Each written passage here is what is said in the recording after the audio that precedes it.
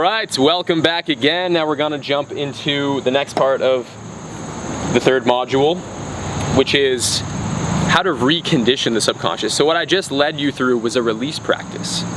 And we can go even deeper into the release practice by utilizing the body.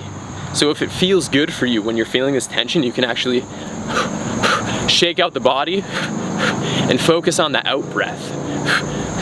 Focus on that release. And you can cathart. And if you want, if it feels good for you, you can even scream, you can express. This is similar to a meditation by the teacher Osho. He would teach what's called dynamic meditation, and one of the components of it is catharsis. And I think catharsis is a great practice. I don't think you have to do it. I think just utilizing your awareness can resolve a lot of it. But I definitely recommend it, and I think it can be really powerful and beneficial, especially if you're holding on to a lot of repressed emotion. When you can express and cathart, like, it's just profound, and the high you will get afterwards, it's amazing. So I highly recommend to do that if you're able to. I know it can be a weird thing depending on where you're at, if you have a space where you can do this, but it's very beneficial if you're able to do it. So you can utilize these different practices to release these holding patterns. And what you're doing is you're actually releasing the negative conditioning from the subconscious. So oftentimes in childhood, we are taught that certain behaviors, ways of being are not acceptable. And we get shamed for that, we get punished. And in order to survive, we have to adapt to the environment. So what we do is we repress everything that we view as unacceptable and not okay. And we cling to and identify with that which is acceptable. But the thing is, you can never actually get rid of that which you repress. It's still there, it's still lingering, but it's just under the surface. It's in the subconscious. And that's why you may experience, or even experience other people getting triggered, like having a reaction that's way disproportionate to what's happening. But it's because this stuff that's been shoved in the subconscious comes to the surface sometimes. It has to. It needs to be released in some form, because it builds up pressure within your being, within your psyche. It can never be completely cut off from who you are. That's just a truth of the nature of reality. You can never get rid of things, right? You can only process through them. You can only shift, like energy can never be created or destroyed, but it can be shifted. You can take what is dysfunctional and disharmonic and transmute it, right? This is like this idea of alchemy. You can take the shit, for instance, and turn it into flowers. Excuse my language, but you get the idea. You can take what's not working and you can organize it and harmonize it. You can't get rid of it though. It just doesn't work that way. So the more we can bring our awareness to this and begin to release it and release these different holding patterns, the more peaceful we'll feel, the more alive we'll feel, and just the better our lives will be. So that is the release process. And then once you do the release process and your body feels clear, then you can start intentionally visualizing what you want to create in your life. And you specifically want to focus on the feeling of what you'd like to create. So after your body feels clear, you're feeling good, you did the meditation that I showed you in the last video. Maybe you did some cathartic release as well, some breath work focusing on the out breath, releasing the tension in the body. Now you can begin to focus on what you want to create in your life, and you can begin reconditioning the subconscious. So what I want you to do is, again, close your eyes, and I want you to imagine an experience that you would love to have. What is it that you desire the most right now in your life? Whether that is more money, financial resources, abundance, maybe a relationship, a romantic relationship, or maybe just more like positive friendships, community. Maybe it's business success with your passions, and the different things that you're passionate about and interested in.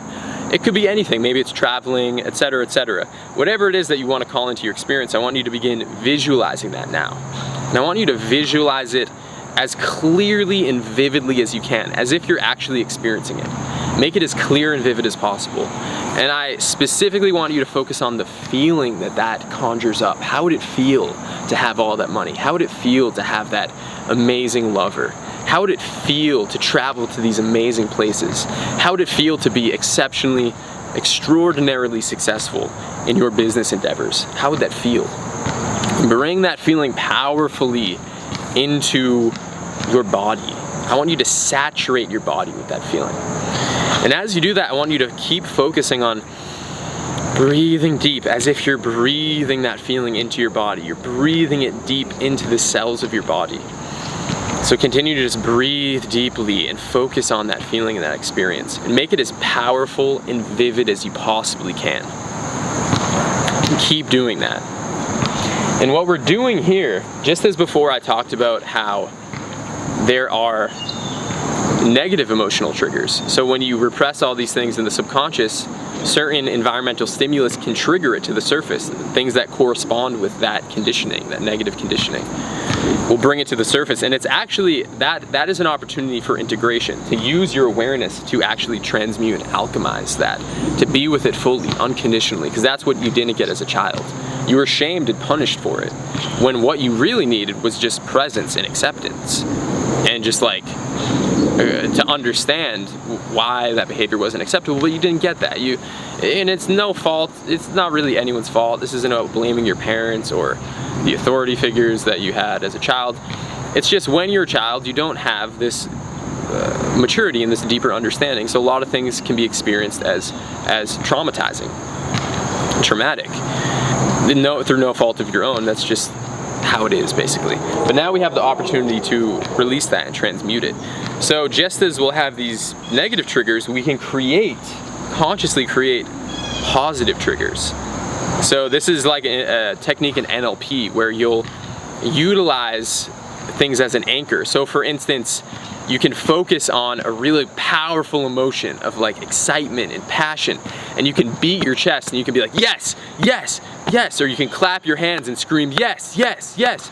And what that does is it anchors that feeling state. So whenever you do that, you beat your chest, you clap your hands and say yes, it brings that back to the surface. And that's called an anchor in neuro-linguistic programming. So that gives you an understanding of how the subconscious works. We can intentionally impregnate the subconscious through our conscious focus. We can intentionally create these anchors.